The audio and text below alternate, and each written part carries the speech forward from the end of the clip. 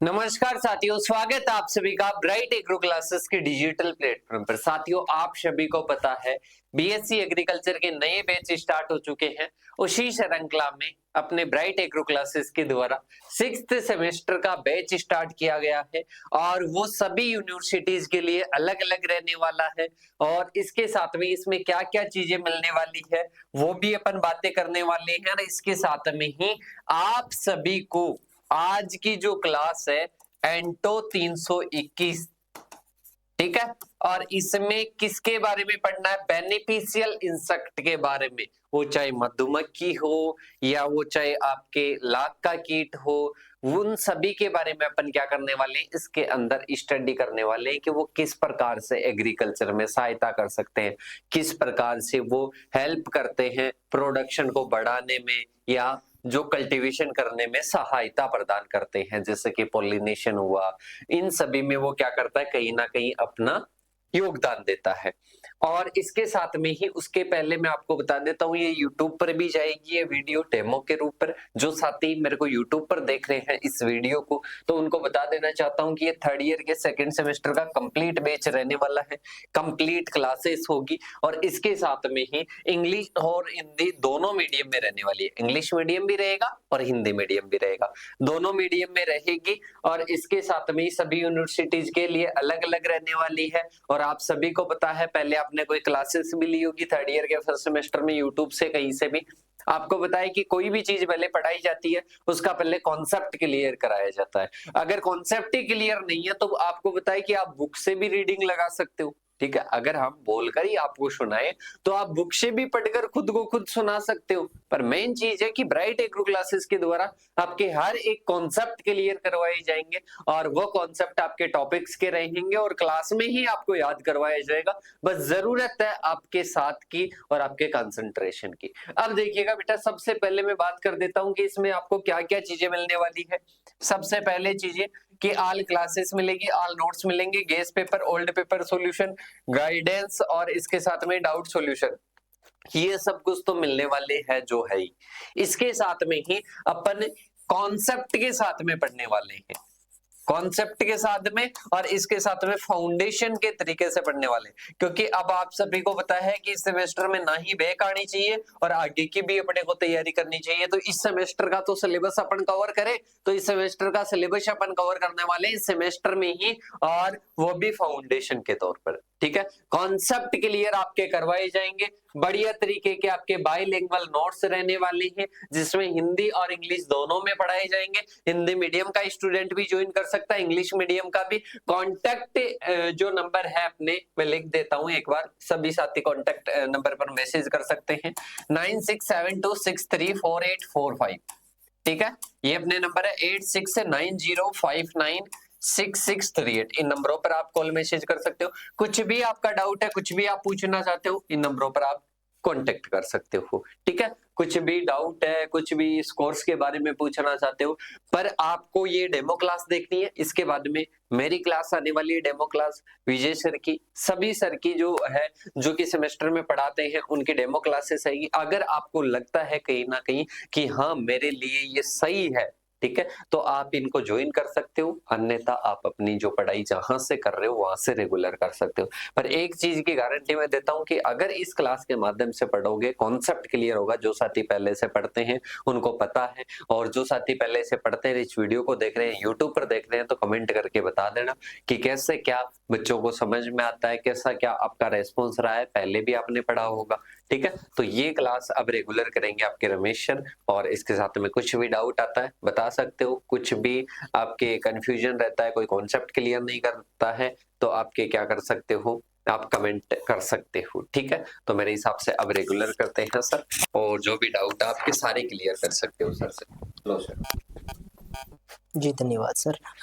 चलो जी स्टार्ट करते हैं आज की क्लास। पहली क्लास रहने वाली है हमारी, ठीक है। एंटोमोलॉजी की यदि हम बात करें तो आपने एक तो फंडामेंटल की बातें पहले ही कर ली थी सारी, की एंटोमोलॉजी क्या होती है, इंसेक्ट एंटोमोलॉजी का मतलब कि इंसेक्ट के बारे में पूरी चीजें आप पहले देख चुके हो। इससे इसके अलावा आपने एक फसलों से संबंधित जो कोर्स है कि कौन सी फसलों में कौन से कीट हैं वो आपने देख लिया था, कौन कौन से हानिकारक कीट मुख्य रूप से भाई हम ये कहते हैं कि स्टोर ग्रेन वाले जो इंसेक्ट हैं वो कौन कौन से हैं, फसलों में लगने वाले कौन कौन से हैं, ठीक है। वो सारी बातें हमने पहले ही कर ली, सारी बातें हमने देख ली, पिछले सेमेस्टरों में आपने सारी बातें की है। अब उसी से आगे बढ़ के, क्योंकि हम ये कहते हैं कि ये ऐसा नहीं है कि हर कीट जो है आपके नुकसान ही करता है, ये कोई सत्य बात नहीं है, ठीक है। ऐसा नहीं हो सकता कि इस संसार में जितनी भी चीजें बनी हुई है, जितने भी कीट हैं, वो सारे ही क्या कर रहे हैं, ये तो सारे हमारे ही दुश्मन है, ठीक है, किसानों के ही दुश्मन है, और हम भी एक तरह के किसान ही हैं, तो हमारे भी दुश्मन है, ठीक है। ऐसा हमेशा नहीं होता है। क्यों नहीं होता है? क्योंकि कुछ एग्जाम्पल हम देखते हैं। पहली बात तो कीट बहुत विचित्र प्रजाति है। विचित्र क्यों बोल रहा हूं?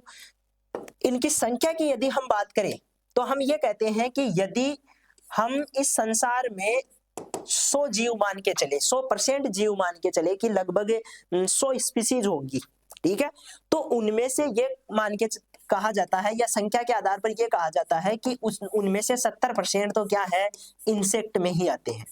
आई बात समझ में? इतने ज्यादा इंसेक्ट है हमारे इस अर्थ पे, ठीक है। तो ऐसा नहीं है कि इंसेक्ट ये 4-5 जो हमें दिखाई दे रहे हैं, ठीक है, या सर आप कहोगे सर 4-5 ही तो कैसे है, ज्यादा है, तो ये जो ज्यादा भी आपको दिखाई दे रहे हैं, 60-65 हम कीट पढ़ते हैं, ठीक है, जब हम फसलों की बात करते हैं अलग अलग बहुत सारे कीट पढ़ते हैं, तो सिर्फ ये जो हमें दिखाई दे रहे हैं यही कीट नहीं है, इसके अलावा जो है कई जो है हजारों करोड़ों प्रजातियां हैं जो कि हमारे खेतों से संबंधित नहीं है, लेकिन कहीं ना कहीं प्रकृति में मौजूद है, वो वहां पे मौजूद है। इसका मतलब क्या हुआ? इसका मतलब ये हुआ कि पृथ्वी में जितने कीट पाए जा रहे हैं उनमें सबसे ज्यादा संख्या किसकी है, जितने जीव पाए जा रहे हैं उनमें सबसे ज्यादा कीटों की संख्या है, ठीक है। अब उन कीटों में हम किसकी बात करते हैं? क्योंकि हम तो एग्रीकल्चर वाले हैं, ठीक है, और एग्रीकल्चर वाले तो एग्रीकल्चर की ही बात करेंगे, तो हम क्या करते हैं, हम कृषि से संबंधित कीटों की बात करते हैं, ठीक है। किससे संबंधित? जो हमारी एग्रीकल्चर है उससे संबंधित कीटों की बात करते हैं, और उनमें हम 2 भागों में बांट लेते हैं इनको। हम कहते हैं कुछ कीट हमारे लिए क्या है, हानिकारक है, ठीक है, और कुछ कीट हमारे लिए क्या है, लाभदायक है, ठीक है। अब आप कहोगे सर हानिकारक का तो समझ में आता है, पिछला एक पूरा कोर्स हमने इन्हीं के पीछे जो है गवाया है, अपना गवाया तो क्या है, पढ़ाई है उसको भी, ठीक है, और उसमें कई प्रकार के जो कीट है, बहुत सारे जो कीट है उनको हमने पढ़ा, उनका साइंटिफिक नेम हमें तो याद ही नहीं होते थे, फिर भी हमने पढ़ा, ठीक है, कैसे कर करा के हम जो है उससे निकल गए। तो ये कंसेप्ट तो हमने पहले देख लिया। अब हम बात करेंगे लाभदायक कीटों की, ठीक है, और लाभदायक कीटों में कुछ इंपॉर्टेंट कीट मैं आपको बताऊं जो कि हमारे लिए आवश्यक है। उनमें आप एक तो पढ़ने वाले हो सबसे ज्यादा, तो आप एपीकल्चर को, एपीकल्चर का मतलब हो गया मधुमक्खी पालन को पढ़ने वाले हो। मधुमक्खी क्या है, उसका पालन कैसे कर सकते हैं, छत्तों का मैनेजमेंट कैसे करेंगे, इसके अलावा उनको रोगों से कैसे बचा सकते हैं, कौन कौन सी स्पीसीज है, मधुमक्खी की बायोलॉजी क्या है, ये सारी चीजें हम देखने वाले हैं। इसके बाद में एक चीज आ जाती है आपके सेरीकल्चर, शहतूत कीट पालन। आपने सुना होगा एक ऐसा कीट है जिससे हम रेशम प्राप्त करते हैं, ठीक है, तो उस कीट का पालन जब हम करेंगे तो वो आपका सेरीकल्चर में आ जाएगा, उसके बारे में भी सीखेंगे। इसके अलावा लाख वाला कीट भी आता है, उसको हम लाख कल्चर के रूप में, लेक कल्चर के रूप में जानते हैं, ठीक है।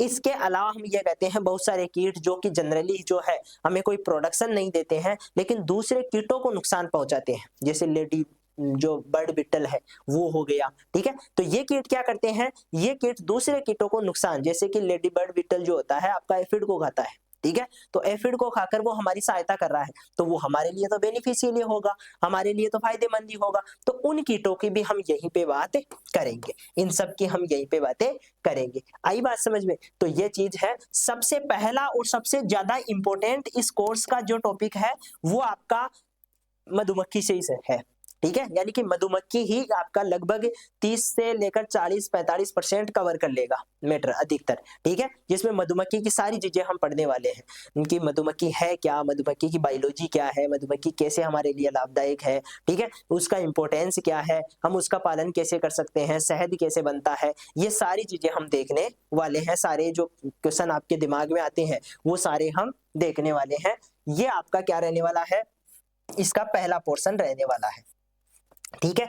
इसके अलावा यदि हम मधुमक्खी का स्टार्ट करें, सबसे पहले हम कह रहे हैं कि हनी बी की हम बात कर रहे हैं। ठीक है, किसकी बात कर रहे हैं? हनी बी, या जिसको हम कहते हैं मधुमक्खी।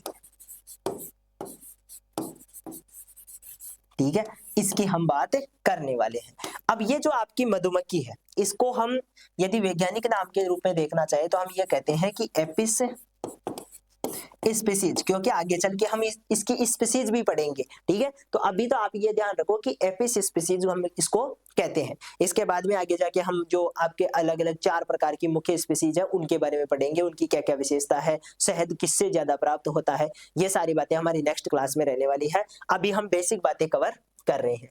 इसके अलावा हम ये कहते हैं कि जो आपकी मधुमक्खी है उसके कई प्रकार के इंपॉर्टेंस है। ठीक है, एक अनुमान के अनुसार यह कहा जाता है कि यदि मधुमक्खी प्रकृति में ना होती, या मान लो मधुमक्खी को यदि हम पूरी इस पृथ्वी से हटा दे, इनको मार दे, तो 70% जो पॉपुलेशन है हमारे देश की, वो क्या हो जाएगी? देश की ही नहीं, पूरे पृथ्वी की 70% जो जीव है, या हम कह सकते हैं कि हम खुद हैं, वो कहीं ना कहीं जो है मारे जाएंगे। क्यों मारे जाएंगे? क्योंकि ये अधिकतर फसलों में क्या करता है? पोलिनेशन करता है। ठीक है, अधिकतर फसलों में पोलिनेशन के लिए मधुमक्खी जिम्मेदार होती है। अधिकतर आपकी जो फ्रूट्स हैं उनमें पोलिनेशन के लिए मधुमक्खी जिम्मेदार होती है। और अधिकतर जो आपकी चाहे कोई सी भी फसल हो, चाहे कॉमर्शियल फसल हो, चाहे हम जो है नॉर्मल जो फसल उगा रहे हैं, सब्जियां हो, इन सब में क्या करता है? इन सब में पोलिनेशन का काम लगभग यही करता है। ठीक है, तो इसका इंपॉर्टेंस इसलिए बढ़ जाता है क्योंकि ये मेनली तो क्या करवा रहा है? पोलिनेशन करवा रहा है। ठीक है, इसके अलावा इससे जो है बहुत अच्छी अच्छी सामग्री हमें जैसे कि हनी प्राप्त होता है। ठीक है, इसके अलावा इससे मोम प्राप्त होती है, इसका जो छत्ता होता है उससे मोम प्राप्त होती है। इसके अतिरिक्त भी बहुत सारे इसके लाभ होते हैं, उन सब की हम चर्चा करने वाले हैं। ठीक है, इसके अलावा मधुमक्खियां हमें कुछ सिखाती है। क्या सिखाती है? साथ में रहना, यूनिटी सिखाती है। कभी देखा आपने, कभी आपने मधुमक्खी के छत्ते को देखा? तो उसको देखने में क्या समझ में आता है कि श्रम विभाजन का एक सर्वोत्तम लेवल वहां पर देखने को मिलता है। श्रम विभाजन का मतलब काम का बंटवारा, कि मान लो आपकी एक फैमिली है और उस फैमिली में आपने काम को बांट रखा है। कैसे बांट रखा है? कि सुबह उठकर भैया ये काम करेंगे, सुबह उठकर मम्मी ये काम करेगी, मेरा काम ये है, मैं ये इस प्रकार से। तो जिस प्रकार से हमारे परिवार में काम बटा हुआ है और उसके बावजूद भी हम लड़ते हैं कि मैं ज्यादा कर रहा हूँ, ये कम कर रहा है। ठीक है, इस प्रकार की खटपट हो जाती है। उसके ये जो चीजें, हम तो इतने समझदार है, बुद्धिमान है, फिर भी जो है उसको मैनेज नहीं कर पा रहे हैं उस काम को। लेकिन यहाँ पर आपको क्या देखने को मिलता है? श्रम विभाजन, लेबर जो क्लासिफिकेशन है वो बहुत उच्च लेवल का देखने को मिलता है। कुछ मक्खियां होगी 80 से लेकर 70 से लेकर 80% या 90% तक की, जो क्या करेगी? वो उनका एक ही काम है। ठीक है, कि हम क्या करेंगे? बाहर जाएंगे और खाना ढूंढ के लाएंगे। ठीक है, क्या करेंगे? बाहर जाएंगे, पानी लेकर आएंगे, खाना लेकर आएंगे। ठीक है, तो ये जो है मुख्य रूप से क्या करती है? बाहर जाती है खाने के लिए, खाने की तलाश करती है, और तलाश करने के बाद में सभी मक्खियों को वहां पर बुलाती है। वहां से फिर ये खाना लेकर किस पे आएगी? खाने के रूप में वही होता है, पोलन होता है, नेक्टर होता है, वो लेकर आएंगी, जो हम कहते हैं मीठी चीजों से ज्यादा आकर्षित होते हैं ये। ठीक है, मधुमक्खियां क्या करती है? कभी आप देखो नॉर्मली जो है मधुमक्खियां मीठी चीज पर ज्यादा, कभी तरबूज को देखा आपने? तरबूज को यदि हम खुले में छोड़ देते हैं तो थोड़ी देर बाद में ही कहीं ना कहीं से मक्खियां आ जाएगी, मधुमक्खियां, और उस तरबूज पे आकर बैठ जाएगी। तो जो सुक्रोज वाली चीजें हैं, जो मीठी चीजें हैं, वो इनको बहुत पसंद है, इसलिए ये क्या करती है? ये वहां से जो है चीजों को खींच लेती है। तो ये काफी जो है यूनिटी रखती है, यानी कि इनमें लड़ाइयां बहुत कम होती है। राजा रानी, ठीक है, इस प्रकार का जो क्लासिफिकेशन होता है, श्रमिक अलग रहेंगे, सैनिक अलग रहेंगे, 4 प्रकार की चीजें होती है इनके छत्ते में। आगे चल के हम और इनको अच्छे से ब्रॉडली देखेंगे, लेकिन उसके बावजूद इनमें यूनिटी होती है, एक साथ काम करती है। लेबर का जो हम कहते हैं क्लासिफिकेशन का, काम का एक बहुत अच्छा क्लासिफिकेशन देखने को मिलता है, सब साथ रहकर काम करती है। ठीक है, ये कुछ विशेषताएं हैं जो हमें मधुमक्खियों से सीखनी चाहिए। इसके अलावा मधुमक्खियां बहुत इंटेलिजेंट होती है। इंटेलिजेंट कैसे होती है? इनको है ना, जो भाई मान लो दिशा का बहुत अच्छा ज्ञान होता है। ठीक है, ये 3 किलोमीटर 4 किलोमीटर दूर चली जाती है अपने छत्ते से, लेकिन घूम फिर के वहीं पे आ जाती है। इसका मतलब इनको दिशा का बहुत अच्छा ज्ञान होता है कि किस दिशा में हमारा छत्ता रह गया है, हमारा घर इस दिशा में रह गया है, तो ये नॉलेज बहुत अच्छा होता है इनका। ठीक है, इसके अलावा ये भोजन को ढूंढने में बहुत सक्रिय होती है। ठीक है, जब भी हम ये बात करते हैं कि बिल्कुल विकट परिस्थितियां होती है, खराब परिस्थितियां होती है, जब इनको नेक्टर नहीं मिल पा रहा है या मान लो फ्लोरिंग नहीं हो पा रही है, उस सीजन में भी ये कहीं ना कहीं से जो है क्या कर लेती है, लाकर इकट्ठा कर लेती है, शहद इकट्ठा कर लेती है, और उस चीज का ही हम फायदा उठाते हैं, क्योंकि ये तो शहद अपने लिए इकट्ठा करती है कि इमरजेंसी में काम में आएगा, और उस इमरजेंसी को हम क्या कर लेते हैं, हम उस शहद को निकाल लेते हैं। ठीक है, तो वो ही चीज है। एक इनके पास ये एबिलिटी नहीं होती है कि कितना इकट्ठा करना है, बस इनका एक ही लक्ष्य है कि जितना टाइम मिले उतना में इकट्ठा करना है। ठीक है, जैसे ही सुबह होगी पहली किरण निकलेगी, उड़ेगी, शाम तक काम करते हुए आएगी। ठीक है, और सुबह से लेकर शाम तक बिल्कुल ऐसा नहीं है कि मान लो अरे मैं तो बहुत काम करके आई हूँ आज और मैं तो हार गई हूँ, ठीक है, मैं तो परेशान हो गई हूँ, ऐसा बिल्कुल नहीं होता है। सुबह से लेकर शाम तक वो ही एनर्जी रहती है जो उनमें एक टाइम पे देखने को मिलती है, यानी कि हमेशा वही एनर्जी आपको इनमें देखने को मिलेगी, उसी हिसाब से काम करती है। ऐसा नहीं है कि सुबह की मक्खियां बहुत तेजी से और एक्टिव के साथ काम कर रही है, दोपहर बाद वाली मक्खियां धीरे धीरे रेंगती हुई जा रही है, ऐसा नहीं होता है, उसी लेवल में काम होता है। ठीक है, तो ये भी इनकी एक खास बात होती है। इन्हीं सब चीजों के बारे में और बहुत ही इंटरेस्टिंग वो रहने वाला है ये आपके लिए कोर्स। ठीक है, इजी कोर्स है, टेंशन लेने वाली बिल्कुल ही बात नहीं है। ऐसा मत समझना कि एंटोमोलॉजी का कोर्स है तो बहुत भारी पड़ेगा, ये भारी नहीं पड़ेगा, ये इजी है। भारी भारी आपने पहले ही पढ़ ली है। ठीक है, जो पिछले वाला आपने कोर्स पढ़ा था उसमें बहुत सारे कीट थे, सभी का दिमाग खराब होता है। ठीक है, हमारा भी होता था, आपका भी हुआ होगा, तो वो चीज आपने टैकल कर ली तो बहुत बड़ा युद्ध जीत लिया, ऐसे समझ लो। अब कुछ नहीं है, अब बिल्कुल इजी है मामला। तो ये चीज है, बिल्कुल इजी कोर्स है, इसको हम डिस्कस करेंगे। यदि हम आगे बात करें तो हम कह रहे हैं कि क्या टाइटल रहने वाला है, तो मैनेजमेंट ऑफ बेनिफिशियल इंसेक्ट, यानी कि कौन कौन से बेनिफिशियल इंसेक्ट हैं उनकी बात करेंगे और उनका मैनेजमेंट हम किस प्रकार से करते हैं, ये सारी बातें हम इसमें करने वाले हैं। और मुख्य रूप से लेक कल्चर, सेरीकल्चर और जो आपका एपीकल्चर, इन तीनों का मेजरली जो है हम यहाँ पर बात करेंगे। तो ज्यादा बड़ा कोर्स नहीं है, छोटा कोर्स है। ठीक है, आराम से टाइम पे कवर हो जाएगा, ज्यादा टेंशन लेने वाली बात है नहीं। ठीक है, इजी है। एक जो बात मैं आपको बताऊं कि इंसेक्ट डोमिनेंट अर्थ, यानी कि पहली बात तो इंसेक्ट अर्थ पर डोमिनेट करते हैं। डोमिनेट का मतलब अभी मैंने बताया था लगभग 70% क्या होते हैं। यदि हम जीवों को 100% भाग से देखकर चले कि पृथ्वी पर 100% जीव होंगे तो उनमें से 70% तो क्या है, कीट ही है। ठीक है, संख्या के आधार पर बता रहा हूं कि 70% तो क्या है, कीट ही है। और स्वाभाविक सी बात है, आप घर से बाहर निकलोगे, चारों ओर देखोगे तो आपको बहुत सारे कीट नजर आएंगे। चींटियां होती है, छोटी वाली चींटियां होती है, बड़ी वाली चींटियां होती है, उससे बड़ी वाली चींटियां होती है। ठीक है, तो ये भी तो कीट ही है। इसका मतलब कीट हमारे आसपास में बहुत ज्यादा फैले हुए हैं। ठीक है, पहली बात तो ये। दूसरी बात, उन कीटों में से सिर्फ 1% ही क्या होते हैं, नुकसान करने वाले होते हैं, इंसानों के लिए नुकसानदायक। ठीक है, हमारे लिए जो फसलों को नुकसान करते हैं वो सिर्फ 1% ही है, सभी नुकसान नहीं करती है। जो आपकी चींटियां हैं वो फसल को नुकसान नहीं करती है, वो तो मान लो कोई दाना गिर जाए तो उसको उठाकर अपने यहाँ ले जाती है, लेकिन वो डायरेक्टली ऐसा नहीं है कि दाना बनने ही नहीं देगी, पौधे को ही खा जाएगी, ऐसा नहीं करती है। ठीक है, इसका मतलब वो हमारे लिए जो है ज्यादा नुकसानदायक नहीं है। इसके अतिरिक्त हम ये कहते हैं कि बहुत सारी जो है कीट है जो मिट्टी को क्या बनाते हैं, पोरस बनाते हैं, उसको अच्छा बनाते हैं। ठीक है, तो कुछ कीट हमारे लिए फायदेमंद भी होते हैं। ठीक है, तो वो ही चीज है कि हम ये कहते हैं कि कीट क्या है, सिर्फ 1% ही है जो हानिकारक है, फसलों को नुकसान पहुंचाते हैं।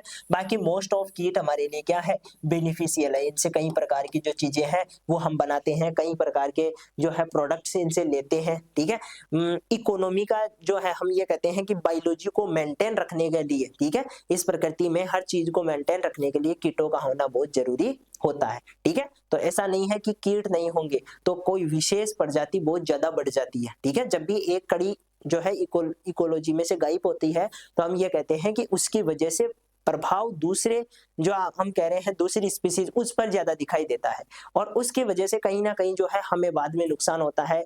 जो आपका इकोलॉजी का जो बैलेंस है वो बिगड़ता है। ठीक है, तो बैलेंस को बनाए रखने के लिए इनका होना जरूरी होता है। तभी तो हम एंटोमोलॉजी में ये कहते हैं कि पूरी तरह से कीटों को कभी नहीं मारना चाहिए, ठीक है। एक फिक्स लेवल के बाद में कीटों को जिंदा रखना बहुत जरूरी है। ऐसा नहीं है कीटों को हमने कि ये तो फसल को नुकसान पहुंचा रहे हैं तो पूरी तरह से खत्म कर दो इनको, ऐसा नहीं कर सकते। तभी तो हम कीटों को जो है पूरी तरह नहीं मारते हैं, उनको बचाने की कोशिश करते हैं। Scientific classification of honey bee के बारे में कुछ बेसिक बातें जान लेते हैं। इनका फाइलम ऑर्थोपोडा होता है, पहली बात। इनकी क्लास इंसेक्टा होती है, दूसरी बात। इनका ऑर्डर हाइमेनोप्टेरा होता है, तीसरी बात। इसका सुपर फैमिली जो है, या हम इसी को कह सकते हैं सब ऑर्डर, ठीक है। सब ऑर्डर या सुपर फैमिली एपोइडी होती है, ठीक है, या एपोइडिया बोल सकते हो। और फैमिली की बात करें तो एपीडी, ठीक है। फैमिली क्या होती है? एपीडी होती है। और यदि हम इसके जो है आपके वंश की बात करें तो एपिस इसका वंश होता है, और स्पीसीज जो है अलग अलग आपको अभी देखने को मिलेगी। मेलिफेरा होती है, ठीक है। इसके अलावा डोरसेटा होती है। उन सब की हम बातें करेंगे कि कौन कौन सी होती है। स्पीसीज की अलग से क्लास होगी एक, ठीक है।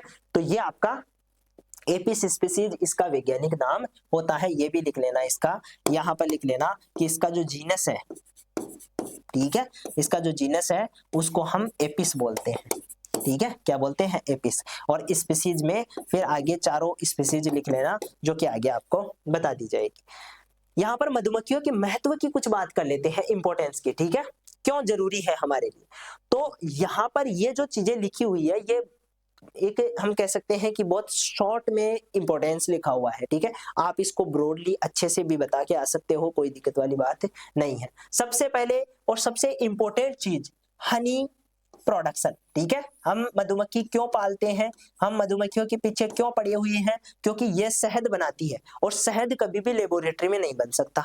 ऐसा नहीं है कि आप शहद का कंपोजिशन पता कर लो, हालांकि वैज्ञानिकों को ये पता चल चुका है कि शहद में कौन सी मात्रा कितनी है, लेकिन फिर भी बना नहीं पा रहे हैं, ठीक है। अभी तक हम इस चीज में सक्सेसफुल नहीं हो पाए हैं कि हम क्या बना पाए, शहद बना पाए।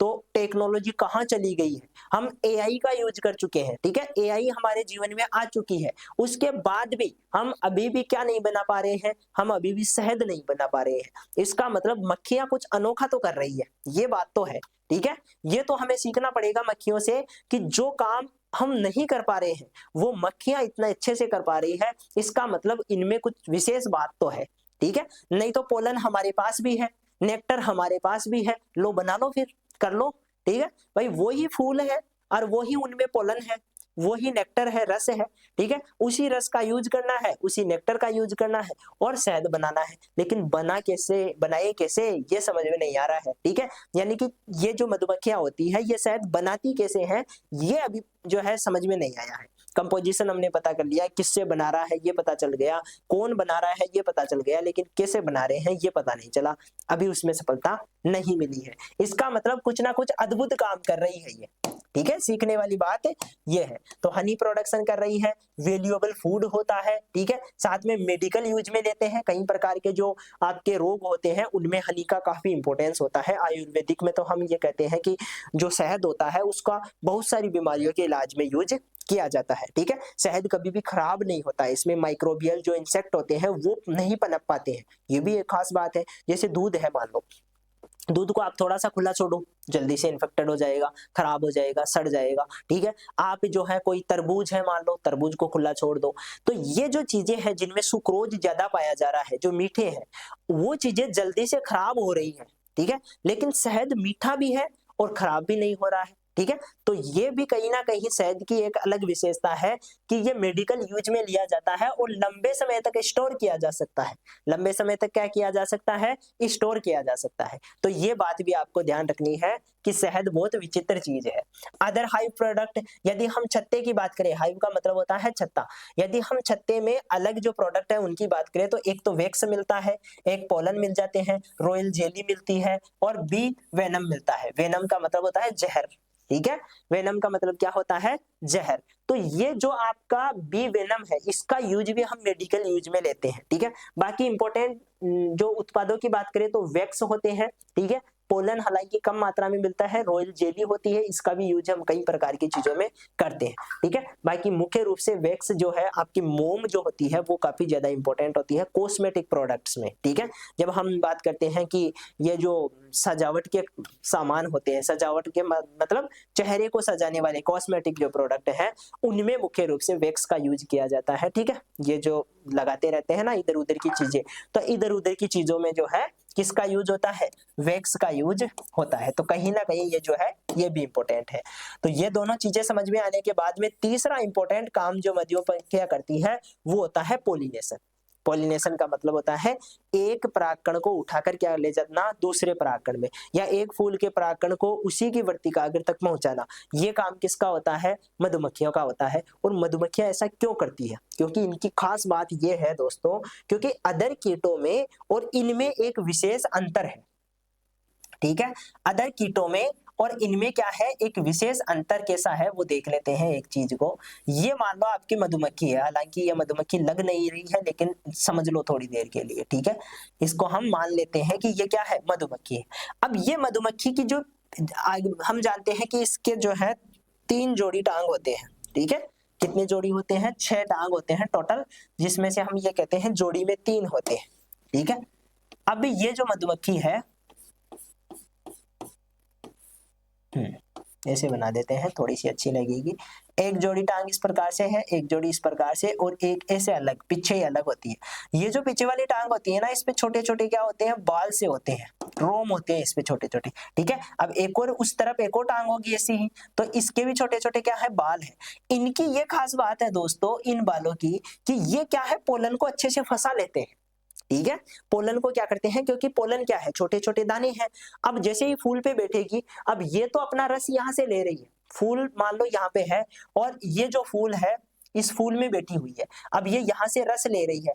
तो फूल के जो दूसरे भाग है, अब रस मुख्य रूप से होता क्या है, ये जो आपकी वर्तिकाग्र होती है ना, ये वर्तिकाग्र क्या करती है, इन पोलन ग्रेन्स को, ठीक है, जो आपके पोलन ग्रेन्स है इनको चिपकाने के लिए अपनी सतह को चिकनी रखती है, अपनी सतह को क्या रखती है, चिकनी रखती है। अब उस चिकनी सतह पर क्या होता है, वो जो रस है उसी को चूसने तो मधुमक्खी आती है। तो कहीं ना कहीं जो आपके ये है स्टिग्मा है, इसको ये पता है कि मधुमक्खी आएगी मेरे पास, ठीक है। अब मेरे पास आएगी तो किसी दूसरे फूल के परागण भी लेकर आएगी, ठीक है। तो परागण लेकर आएगी तो ये परागण कहीं ना कहीं यहाँ पर जड़ जाएंगे, ठीक है भाई। 2-4 परागण है वो इस टांग से यहाँ पर क्या हो जाएंगे, चिपक जाएंगे या झड़ जाएंगे, और बस यही चाहिए, ठीक है, यही होना चाहिए। फिर ये यहाँ से उड़कर किसी दूसरे फूल पे जाएगी, वहां जाकर ये कुछ ना कुछ करके आएगी। तो ये स्पेसिफिक टांगे होने की वजह से, ठीक है, जो कुछ ही कीटों में पाई जाती है, ये स्पेसिफिक रोम वाली टांगे होने के कारण ये आसानी से क्या कर पाती है, पोलिनेशन कर पाती है, इसलिए इनकी ये खास बात होती है। तो ये बात भी ध्यान रखना, पोलिनेशन करवाती है। और ऐसा नहीं है कि सिर्फ 2-4 फसलों में ही करवा रही है, कई फसलों में यह पोलिनेशन का काम करती है, इसलिए बहुत जरूरी हो जाती है, ठीक है। इसके बाद में आ जाता है इकोनॉमिक इंपॉर्टेंस। इकोनॉमिक इंपॉर्टेंस का मतलब है कि इनकी वैल्यू क्या है। तो एक तो एग्रीकल्चर प्रोडक्टिविटी के लिए बहुत जरूरी है, अभी मैंने बताया पॉलिनेशन में इंपॉर्टेंस रखती है, ठीक है। पॉलिनेशन करवाना है तो मधुमक्खी को लेके आओ, नहीं तो पॉलिनेशन नहीं होगा। दूसरी बात डाइवर्सिटी के लिए, डाइवर्सिटी का मतलब ये क्या करती है, ये आपके जैविक विविधता पैदा करती है। एक फूल है, उसके पोलन ग्रेन को उठाकर दूसरे पौधे के फूलों पर लेकर जाएगी, तो इसका मतलब इसके गुण आधे इसमें आएंगे। तो ये कहीं ना कहीं एक तरह से जो है आपका ब्रीडर का काम कर रही है। भाई ब्रीडर क्या करता है, जब हम हाइब्रिडाइजेशन की बात करते हैं तो ब्रीडर इस फूल के पोलन ग्रेन लेकर इस फूल पे डालता है, यही होता है हाइब्रिडाइजेशन में। तो वही काम तो मधुमक्खी कर रही है, वही तो नेचुरली ये कर रही है। तो ये कहीं ना कहीं बायोडाइवर्सिटी के लिए जिम्मेदार होती है। अब इसके और इसके आधे आधे गुण आएंगे, नया पौधा बनेगा तो थोड़ी बहुत जेनेटिक जो है अंतर आएगा, वेरिएशन आएगा। इस कार फिर कोई दूसरे पौधे का संकरण होगा, उससे वेरिएशन आएगा, इस कार के तीसरे का होगा, उससे वेरिएशन आएगा। तो इस प्रकार से थोड़ा थोड़ा वेरिएशन लाते हुए जेनेटिक जो डाइवर्सिटी है उसके लिए बहुत ज्यादा जरूरी हो जाती है। फिर आ जाता है हाइब्रिडाइजेशन और इवोल्यूशन के लिए, ठीक है। इसके अलावा मधुमक्खियां क्या करती है, हाइब्रिडाइजेशन करती है, यानी कि संकरण करती है, ठीक है। और संकरण में इवोल्यूशन जो सह विकास है उसमें भी सहायता करती है। तो bee promote the hybridization by visiting distinct varieties, जो अलग अलग प्रकार की वेराइटीज है उन पर जा जाकर बैठती है और हाइब्रिडाइजेशन करती है, उसके कारण नई वेराइटीज बनती है। और नई वेराइटीज बनेगी, जितना ज्यादा वेरिएशन होगा किसी भी जो क्षेत्र है उसमें, जितना ज्यादा वेरिएशन होगा वो उतना ही लंबे समय तक चलेगा। ठीक है, क्या करेगा, वो उतना ही लंबे समय तक चल पाएगा। तो वेरिएशन होना बहुत जरूरी है। आई बात समझ में? तो ये चीज होती है। आजकल हम हालांकि वेरिएशन को रोककर हम क्या कर रहे हैं, हम एक चीज की तरफ शिफ्ट हो रहे हैं। जैसे मान लो कोई किसान है, वो ऐसी फसल उगा रहा है जिसमें प्रोडक्शन बहुत अच्छा है, ठीक है, और उसके भाव भी अच्छे थे, तो बाद में सभी किसान वही फसल उगाने लग जाते हैं। ठीक है, वो जो पहले जो फसल उगाई जा रही थी उसको भूल जाते हैं। अब मान लो 100 किसान थे, किसी देश में 100 किसान थे और 100 किसानों ने एक ही फसल उगा रखी है, एक जैसे ही जेनेटिक प्योरिटी वाली फसल उगा रखी है, उनमें कोई अंतर नहीं है। अब बाई चांस उस फसल पे क्या हो जाता है, कभी कोई इंसेक्ट का अटैक हो जाता है या उस फसल में कोई रोग आ जाता है, तो अब तो पूरी फसल एक साथ ही खराब होगी। ठीक है, अब ये जो 100 किसान है, 100 के 100 किसानों की फसल क्या हो चुकी है, एक साथ खराब हो चुकी है। अब फसल खराब हो गई तो फसल की कमी होगी, फसल की कमी होगी तो बाजार में मांग बढ़ेगी, मांग बढ़ेगी तो पैसा खर्च करना पड़ेगा, और पैसा जिनके पास ज्यादा नहीं रहेगा वो भूखे मरेंगे, भूखे मरेंगे तो क्या हो जाएगा, भूखमरी फैल जाएगी। ठीक है, तो इस प्रकार की चीजें होती है जब हम एक ही चीज पे डिपेंड रहते हैं। अब इसी के एग्जाम्पल के रूप में दूसरी फसल बात, इसी का एग्जाम्पल लेते हैं और दूसरी जगह में ये कहते हैं कि 100 किसान थे, 100 में से 10 किसानों ने कुछ और उगा रखा था, अलग वेराइटी, 10 किसानों ने अलग वेराइटी, 10 ने अलग और 50 ने अलग, 40 ने अलग, इस प्रकार की जो है अलग अलग प्रकार की वेराइटीज उगा रखी थी। अब उनमें से मान लो 1 या 2 वेराइटीज में रोग आ जाता है, ठीक है, तो 10% खराब होगा या मान लो 20%, तो भी आपका 80% जो एरिया है, 80% जो प्रोडक्शन है वो तो प्रभावित नहीं होगा। इसका मतलब बायोडाइवर्सिटी किसी भी प्रकृति के लिए, किसी भी इकोनॉमी के लिए, किसी भी इकोलॉजी के लिए जरूरी होती है। ठीक है, इसलिए बायोडाइवर्सिटी को बनाए रखना बहुत जरूरी है। एक फसल पे डिपेंड होना, एक किस्म पे डिपेंड होना, ये बहुत ही गलत बात है। ठीक है, तो ये चीज आपको ध्यान रखनी है, इसलिए मधुमक्खियां इंपॉर्टेंट हो जाती है। तो ये जो इंपॉर्टेंस वाली चीजें हैं ये सारी आपको समझ में आ गई होगी। इसके बाद में बात करते हैं मधुमक्खियों के कुछ कैरेक्टर्स है। मधुमक्खियां क्या करती है, कुछ अपने आप में अद्भुत शक्तियां रखती है। अद्भुत शक्तियों का मतलब क्या है, जैसे जैसे हम आगे बढ़ेंगे तो इनकी अद्भुत शक्तियों के बारे में आपको पता चलेगा, लेकिन अभी क्या करना है, अभी ये जान लो कि इनकी खूबियां क्या है। ठीक है, इनकी विशेषताएं क्या है। तो विशेषताओं में पहली बात तो ये है कि ये परिश्रमीशीलता होती है, यानी कि इनमें परिश्रम कूट कूट के भरा हुआ है। काम करने की इतनी हैबिट है इनकी कि ये बी वर्क टायरलेसली, टायरलेसली का मतलब होता है बिना हारे बिना थके काम करती रहती है। ठीक है, मधुमक्खियां सुबह से लेकर शाम तक अपने पूरे जीवन में बिना थके काम करती रहती है। यहाँ से स्टार्ट करना है, मान लो पहले मधुमक्खियां अंडों के रूप में थी, बाद में उससे बच्चे बने और पहली जो फ्लाइट है उन्होंने ली, यानी कि पहली उड़ान ली, तो पहले 1-2 दिन तो वो घूम के आती है, साथ में साथ वाली जो मधुमक्खियां है उनके साथ में ट्रेनिंग लेकर आती है कि किस प्रकार से जो है कहाँ जाना है, कहाँ से पानी लेना है, कहाँ से जो है नेक्टर उठाना है, पोलन कहाँ से उठाना है, भी जो आपके फूल वाले जो खेत है वो कहाँ पे है, इस प्रकार की बातों की जानकारी लेकर आती है। कैसे वापस आना है ये बातें सीखती है। स्टार्टिंग में वो छत्ते से थोड़ी सी दूर ही जाती है।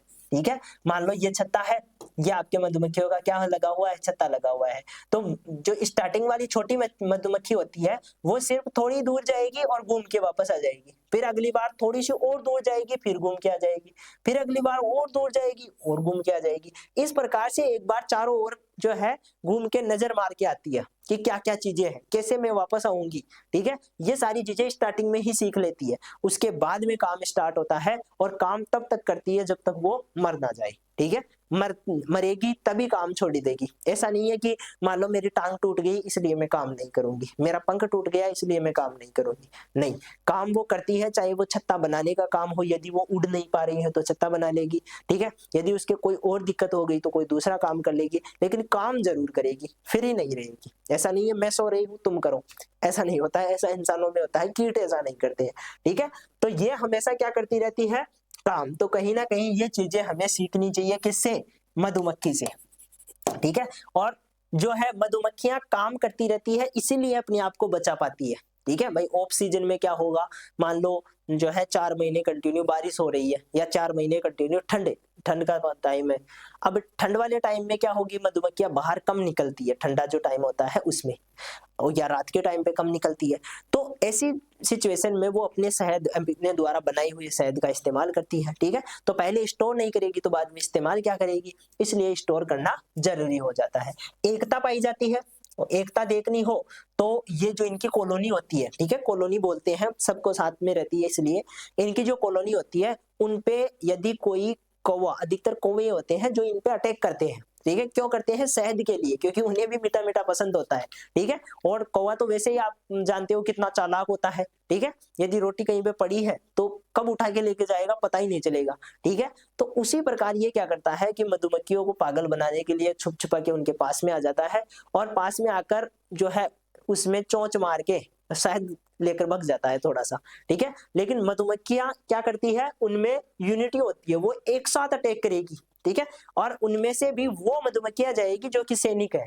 ठीक है, वो उसको बहुत दूर तक भगा के आएगी। ठीक है, 2-3 किलोमीटर तक तो उसका पीछा ही नहीं छोड़ेगी, बहुत लंबा उसको जो है भगा के आएगी, दोबारा वहां नहीं दिखेगा वो। तो वही चीज होती है, ये एकता का ही कारण है। ठीक है, जब भी कोई संकट आता है तो सभी एक साथ मिलकर अटैक करती है, एक साथ मिलकर रहती है। तो एकता का कहीं ना कहीं यहाँ पर ये अच्छा वो देखने को मिलता है। सेल्फ सेक्रीफाइस, सेक्रीफाइस का मतलब बलिदान देना। ये जो मधुमक्खियां होती है, वर्कर मधुमक्खियां हो या कोई सी भी मधुमक्खियां हो, ये क्या करती है, अपनी कॉलोनी के लिए मर मिटने के लिए तैयार है। ठीक है, मान लो कोई संकट आता है तो ये नहीं समझती है कि मैं बच जाऊं।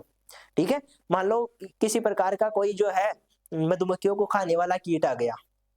ठीक है, तो मधुमक्खियां कभी भी ये नहीं सोचती है कि ये जो आ रहा है मुझे खा जाएगा, मैं मर जाऊंगी, ऐसा नहीं दिमाग लगाती है। उसका एक ही उद्देश्य होता है कि छत्ते को कैसे ना कैसे बचाना है। ठीक है, तो सेक्रीफाइस करने की जो इनकी कैपेसिटी है वो अलग लेवल की है। ठीक है, तो ये बात भी ध्यान रखना कि मधुमक्खियां क्या करती है, सेक्रीफाइस करती है, अपनी कॉलोनी के लिए मर जाती है। ठीक है, बलिदान दे देती है, तो वो बात है। टॉलरेंस, सहनशीलता भी है। दे मेंटेन कॉलोनी हार्मोनी, ये क्या करती है, कभी भी गुस्सा नहीं करती। ऐसे मान लो रानी ने किसी को कुछ कह दिया, सहन कर लेगी, सुन लेगी, कुछ नहीं बोलेगी। ठीक है, इसके अलावा मान लो किसी में झगड़ा हो गया, सहन कर लेगी, कुछ नहीं बोलेगी। ठीक है, तो सहनशीलता होने की वजह से ही इनमें एकता है। ठीक है, अगर लड़ाई होती रहती तो फिर लड़ाइयां हो जाती तो फिर तो बढ़ जाती, लेकिन इनमें लड़ाइयां नहीं होती है, ये सहन कर लेती है चीजों को, इसलिए क्या है, इनमें एकता भी है। तो सहनशीलता भी इनमें पाई जाती है। डिवीजन ऑफ लेबर, कार्य विभाजन का एक अलग लेवल देखने को मिलता है। कौन सी मधुमक्खी क्या काम करेगी, किसके क्या काम है, ये सारा विभाजित हुआ रहता है। ठीक है, इनका पहले से क्या रहता है कि नर क्या काम करेंगे, मादाएं क्या काम करेगी, श्रमिक क्या काम करेंगे, रानी क्या काम करेगी, ये सारे जो है इनके विभाजन हुए हुए रहते हैं पहले से ही। ठीक है, तो ये जो चीजें है, श्रम विभाजन है, ये आपका मधुमक्खियों में अलग ही देखने को मिलता है। ठीक है, तो ये चीजें हैं जो मधुमक्खियों से आपको सीखनी चाहिए, सारी चीजें। ठीक है, सारी चीजें सीखने वाली है। Bee venom is use for the treated, ये कुछ रोग है जिनका जो है निदान करने के लिए बी वेनम, जो मधुमक्खियों का जो जहर होता है, जो डंक होता है, उसमें जो आपका केमिकल है उसका यूज किया जाता है। कुछ हिस्ट्री से संबंधित बातें हम कर लेते हैं। ठीक है, हिस्ट्री में क्या है भाई, कैसे शुरू हुआ पालन। पहले तो क्या किया करते थे कि मधुमक्खियां पहले से मौजूद थी, ऐसा नहीं था कि हम आए तभी मधुमक्खियां आई। मधुमक्खियां हमसे पहले से ही जो है पहले से ही है यहाँ पर। इसका मतलब मधुमक्खियां क्या करती थी, पहले छत्ता बनाए रखती थी। जैसे जैसे जो है लोगों को पता चला कि यहाँ से शहद आता है, ठीक है, यहाँ से क्या मिलता है, शहद मिलता है, तो इन्होंने क्या किया, मधुमक्खियों को वैसे परेशान नहीं करते थे, लेकिन मान लो मधुमक्खियां जो है छत्ता छोड़ के चली गई, उसके बाद में उस शहद का जो बचा हुआ शहद है उसका यूज कर लेते थे। ठीक है, इस प्रकार से इनमें जो है जंगली मधुमक्खियों से शहद इकट्ठा करना स्टार्ट कर दिया प्राचीन मानव ने पहाड़ों और चट्टानों में। इसके बाद में 16वीं शताब्दी तक कोई स्ट्रक्चर नहीं थी। ठीक है, कोई फिक्स स्ट्रक्चर नहीं थी, जैसे कहीं पे मिल जाता तो उसको ले लेते, नहीं मिलता तो कोई बात नहीं। इसके बाद में जब मनुष्य ने मधुमक्खी कॉलोनियों को संरक्षण देना शुरू किया, संरक्षण का मतलब फिर क्या करने लगे कि मान लो कहीं पे पहाड़ पे कोई मधुमक्खी का छत्ता लगा हुआ है, तो उस छत्ते को वो अपनी निगरानी में रखने लगे कि ये मान लो छत्ता लगा ही है, आज ही आके लगा है ये। ठीक है, क्योंकि मधुमक्खियां जो है प्रवास करती रहती है एक जगह से दूसरी जगह जाएगी, वहां पर कोई छाया वाली जगह देखेगी, छिपने वाली जगह देखेगी, वहां पर छत्ता लगाएगी। ठीक है, दुश्मनों से इनसे बचने के लिए अधिकतर पेड़ों में या कोई जो है बिल्डिंग के नीचे इस प्रकार की जगह पर जो है मधुमक्खियां मिलती है। तो ये क्या करती है, यहाँ पर थी तो जो आपके मान लो हम नॉर्मल कह सकते हैं, इंसानों ने इनको क्या किया कि भाई यहाँ पे छत्ता लगा है, अब कुछ दिनों के लिए ये क्या करेगा, ये छत्ता इसमें जो है शहद बनाएगी। तो शहद बनाने तक उनको डिस्टर्ब नहीं करते थे, उनको संरक्षण देते थे, किसी प्रकार का कोई बाहर से अटैक ना हो इन पे, इसलिए दूसरे लोगों से इनको बचाना, इस प्रकार का संरक्षण देते थे। ठीक है, तो वो शुरुआत हुई। उसके बाद में व्यवस्थित पालन भी शुरू हुआ। फिर धीरे धीरे ये एहसास हो गया कि इनको तो हम पाल भी सकते हैं। ठीक है, इनको क्या कर सकते हैं, हम पालन भी इनका कर सकते हैं। तो वहां से फिर पालन संरक्षण से स्टार्ट हो गया। हिस्ट्री को हम और आगे लेके चले। ठीक है, हिस्ट्री ऑफ बी कीपिंग। तो यहां पर हम ये कहते हैं प्रारंभिक मधुमक्खी पालन। ठीक है, यहां से मधुमक्खी पालन हो रहा है। ठीक है, ये पहले मधुमक्खियों की थोड़ी सी हिस्ट्री की हमने बात की, कहां कहां देखने को मिलता है। यहाँ पर मधुमक्खियों के पालन की हम बात कर रहे हैं। पहले क्या होता था, तो प्रारंभिक कुछ सालों के लिए प्राचीन मानव मधुमक्खियों के छत्तों से शहद इकट्ठा करता था, पेड़ों, चट्टानों और मिट्टियों के घरों में क्या करता था, उनको घरों में होते थे। आज भी कुछ जनजातियां यह विधि अपनाती है। 16वीं शताब्दी तक मधुमक्खी पालन में कोई विशेष था नहीं। ये दोबारा यही बात दोबारा आ गई है, इसको देख लेना। ठीक है, ये वही बातें हैं। यहां से हम स्टार्ट करते हैं मॉडर्न डेवलपमेंट कैसे हुआ। यहाँ पर हम बात करते हैं तो शुरुआती मधुमक्खी पालन पेड़ों की गिरी हुई शाखाओं में बनी प्राकृतिक गुहाओं से प्रेरित होकर जो आपके जो ये है हाइव है।